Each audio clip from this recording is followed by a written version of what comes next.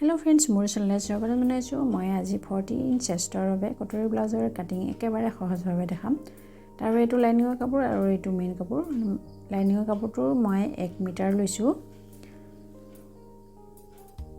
এতিয়া প্ৰথমতে মই কাপোৰটো যিমানখিনি প্ৰয়োজন সেইমতে দুভাজ কৰি ললো তলফালে চিনডাল টানি সমান কৰি লৈছো ইয়াৰ কাটিং একেবাৰে সহজভাৱে দেখাম ভিডিওটো শেষলৈকে চাই থাকিব এবাৰতে বুজি পাই যাব ব্লাউজটোৰ লেন্থ লাগে 14.5 ইঞ্চ ইয়াত মই 15.5 ত এনেকৈ মাৰ্কিং কৰিছো এতিয়া ডিপ নেকত বনাম সেই কাৰণে শোল্ডাৰ লৈছো 6 ইঞ্চ এনেকৈ দুঠাইত সমান কৰি লম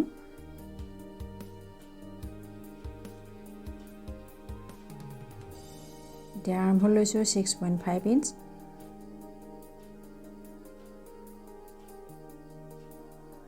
14 চেষ্টৰ বাবে 4 ভাগ লৈছো 10 ইঞ্চ আৰু 1.5 ইঞ্চ মাৰ্জিন লৈছো আপোনালোকে মাৰ্জিন কম বেছি কৰিব পাৰে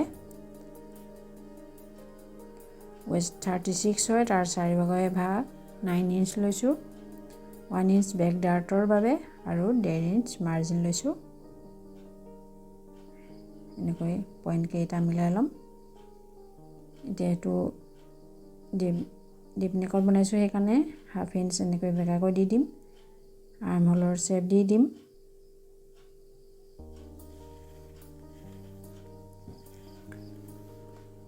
বেক আৰ্ম হোলৰ ড্ৰাফটিং হৈ গৈছে এতিয়া বেক নেকটোৰ উইথ লৈছো নেকটোৰ বহলটো লৈছো 2.25 ইঞ্চ বেক নেক লেন্থ লৈছো 10 ইঞ্চ আপোনালোকে কম বেছি কৰিব পাৰে আৰু তলফালৰ পৰা লৈছো 2.5 ইঞ্চ আপোনালোকে ইয়াতকৈ বেছিও কৰিব পাৰে অলপ এনেকৈ বক্স বনাই লৈছো এতিয়া মই ইয়াত ৰাউন্ড শেপ দিছো আপোনালোকে যিকোনো শেপ ড্ৰ কৰি ল'ব পাৰে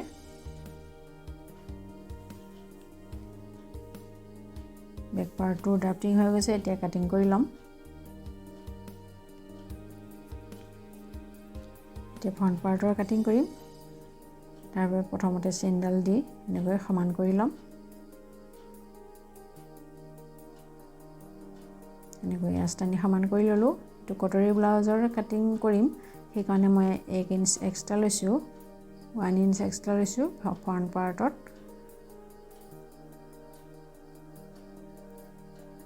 আৰু ইফালে হুক আৰু কাজপট্টিৰ বাবে হাফ ইঞ্চ এক্সট্ৰা লৈছো এনেকৈ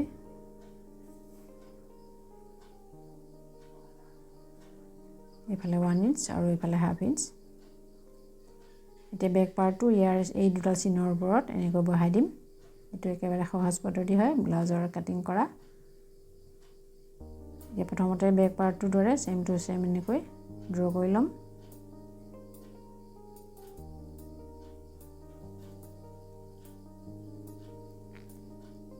এতিয়া বেক পাৰ্টটো উঠাই দিম ভালদৰে এবাৰ ড্ৰ কৰি লম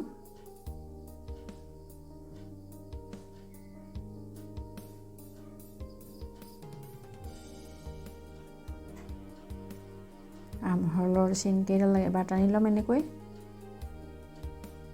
এতিয়া নেকটোৰ লেন্থ লম ফ্ৰন্ট নেক লেন্থ 7 ইঞ্চ আপোনালোকে কম বেছিও কৰিব পাৰে তলফালৰ পৰা লৈছো 2.5 ইঞ্চ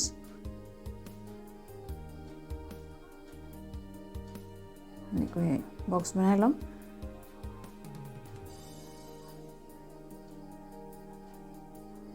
ইয়াত মই ৰাউন্ড শেপ দি দিছো আপোনালোকে যিকোনো শেপ ল'ব পাৰে ইয়াত সুইট হাৰ্ট শেপও ড্ৰ কৰিব পাৰে এতিয়া বেল্টৰ বাবে 12 ইঞ্চত মাৰ্কিং কৰিম এনেকৈ চিন টানি লম এইফালে যি মাৰ্জিনটো এনেকৈ চিন টানি ললো এতিয়া কটৰিৰ বাবে 6.25 ইঞ্চ লৈছো আৰ্ম হোলৰ ফালৰ পৰা 2.5 ইঞ্চ আৰু নেকৰ ফালৰ পৰা 5.5 ইঞ্চ লৈছো এই পইণ্ট কেইটা এনেকৈ মিলাই দিম এইখিনি অলপ শেপ দি দিম কটৰিৰ শেপ ভালদৰে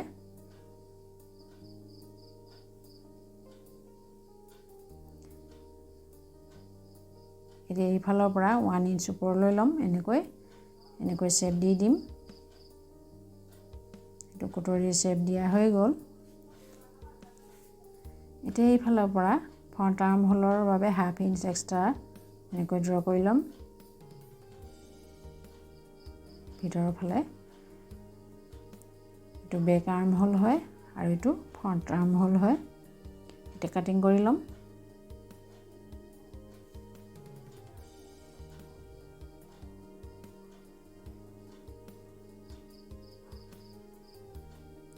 ফ্ৰণ্ট পাৰ্টটোৰ কাটিং কৰি ল'লোঁ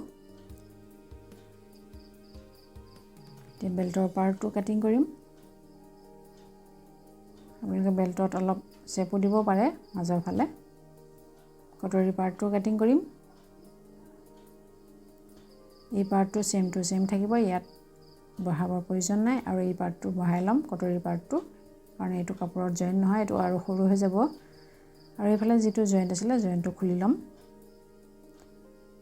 আৰু এইফালে বেক পাৰ্টতকৈ 1 ইঞ্চ ইয়াত বেছি আছে কাৰণ বেক পাৰ্টত ডাৰ্ট থাকে ইয়াত ডাৰ্ট নাথাকে সেইকাৰণে 1 ইঞ্চটো উলিয়াই ল'ম এইটো কাটি উলিয়াই দিম এই দুটা পাৰ্ট ৰেডি হৈ গৈছে আৰু এই পাৰ্টটো এতিয়া বহাই ল'ম আপোনালোকৰ যদি কাপোৰ কম থাকে তেনেহ'লে প্ৰথমতে ফ্ৰণ্টৰ যিটো পাৰ্ট সেইটো পেপাৰত ড্ৰাফটিং কৰি কাটিং কৰি ল'ব তাৰপিছত মেইন কাপোৰৰ ওপৰত বহাই কাটিং কৰিব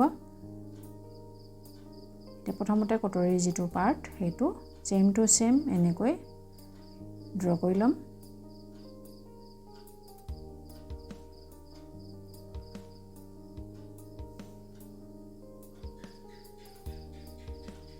ওপৰৰ ফালে হাফ ইঞ্চ এক্সট্ৰা ল'ম আৰু এইফালৰ পৰা 1 ইঞ্চ আৰু এইফালৰ পৰাও 1 ইঞ্চ এক্সট্ৰা ল'ম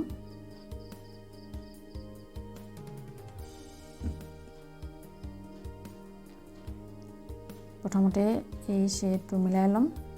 এইটো সাইড সিধা হৈ থাকিব কাৰণ সেইকাৰণে স্কেলেৰে দিছোঁ আৰু ওপৰৰ ফালে বহা নাই কাৰণ প্ৰথমতে মই বহাই লৈছিলোঁ আৰু ইয়াৰ হাফ ইঞ্চৰ পৰা তলৰ 1 ইঞ্চলৈকে এনেকৈ শেপ দি দিম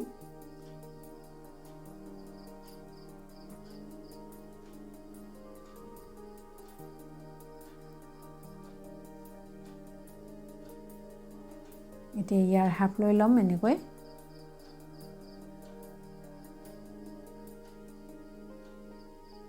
তলৰ ফালে 1.5 ইঞ্চ এক্সট্ৰা ল'ম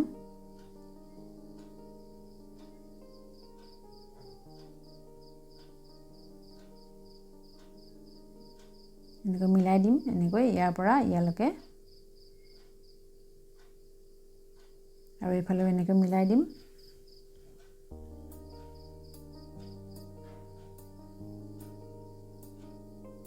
এনেকৰ ফালে কোনো বহাৰ প্ৰয়োজন নাই সেম টু সেম থাকিব এতিয়া কাটিং কৰি ল'ম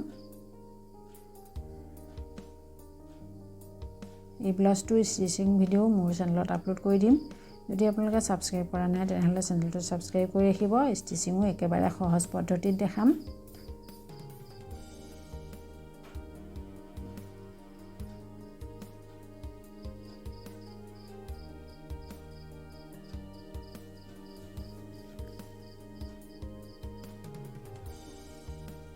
এতিয়া স্লিভছৰ বাবে কাপোৰটো এনেকৈ 4 ভাঁজ কৰি ল'লোঁ ওপৰৰ ফালে ফল্ডেড সাইড তলৰ ফালে অপেন সাইড স্লিভছটোৰ লেন্থ ল'ম 10 ইঞ্চ এইটো 9 ইঞ্চত ৰেডি হ'ব আপোনালোকৰ যিমানখিনি প্ৰয়োজন সিমানখিনি লৈ ল'ব এনেকৈ দুঠাইত দি সমান কৰি ল'ম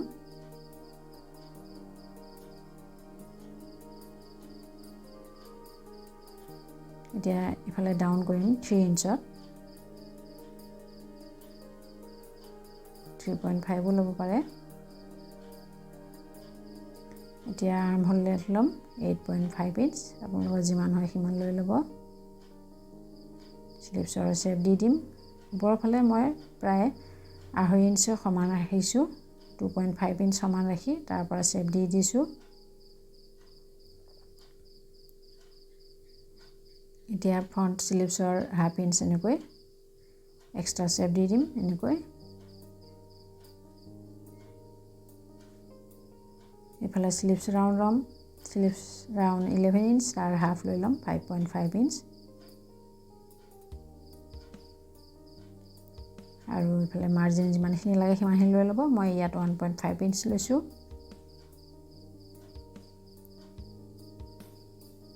এইফালে 1.5 ইঞ্চ ল'ম এনেকৈ মিলাই দিম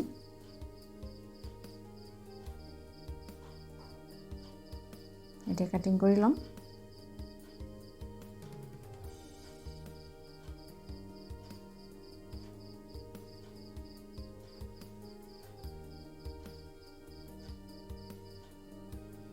চেণ্টাৰত কাট লগাম আৰু ইয়াত দুটা পাল্লা এনেকৈ মিলি ল'ম লৈ ফ্ৰণ্ট স্লিভছৰ কাটিং কৰিম এনেকৈ স্লিভছৰ কাটিং হৈ গৈছে বাকী কেইটা পাৰ্টটো এনেকুৱা আৰু বেক নেকটো যিটো কাটিং কৰা নাছিলোঁ সেইটো এতিয়া কাটিং কৰি ল'ম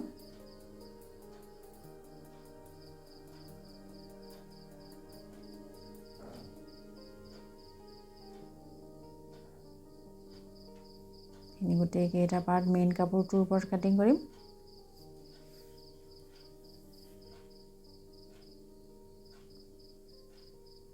এইটো হয় মেইন কাপোৰৰ ওপৰত কাটিং কৰি ল'ম তেনেকৈ মেইন কাপোৰৰ ওপৰত এইটো বেক পাৰ্টটো কাটিং কৰিলোঁ এইটো স্লিভছৰ কাটিং কৰিলোঁ কটৰী কাটিং কৰিলোঁ তাৰপিছত বেল্টৰ কাটিং কৰিলোঁ তেনেকৈ এইটো ছাইডৰ যিটো পাৰ্ট কটৰীৰ সেইটো কাটিং কৰি ল'লোঁ ভিডিঅ' চাই ভাল লাগিলে লাইক কৰিব কমেণ্ট কৰিব